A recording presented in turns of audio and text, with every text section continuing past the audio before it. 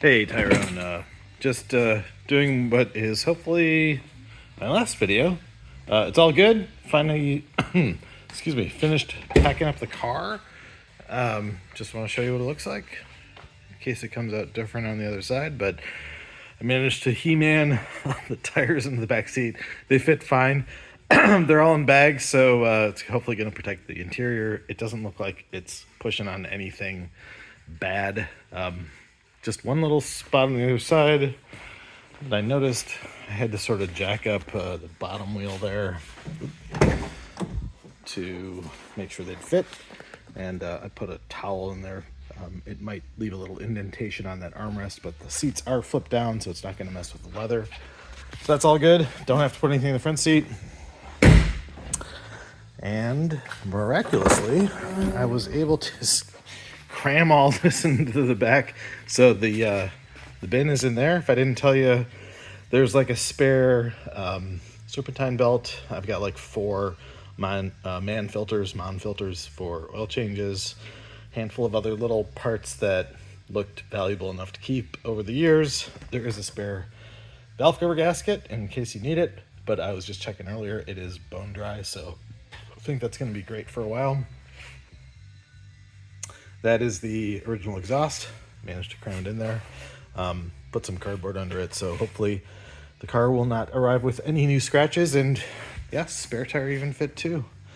So that's all good. It's pretty secure.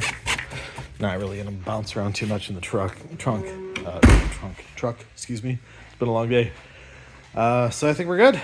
Oh, if for some reason like the guy loses the key, God forbid, the spare keys are in that bin right there. So should be fine. And otherwise, I am gonna go try to replace that CPV valve seal right now. It doesn't look that crazy, so I should be able to do it. And here's the valve, seals for the valve. Gonna do one of those shortly, and just have to button up the bottom of the car, which is the stiffener plate and the drain pan. Oh, one other thing. I totally forgot to mention this. Found out that one of the power steering fluid reservoirs, the clamps just loosen up a little over time.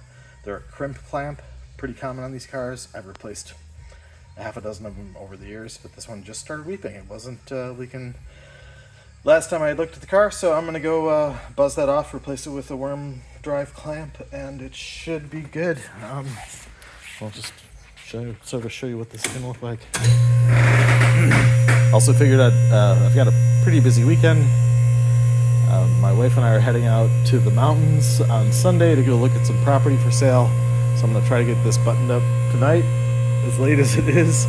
Also going to see my daughter perform in a marching band competition tomorrow. So I've got like tonight and like 2 hours tomorrow to get this all buttoned up, but shouldn't be a problem. Oh, and if you ever have a chunk of money to spend, putting a lift in your garage is the best thing ever.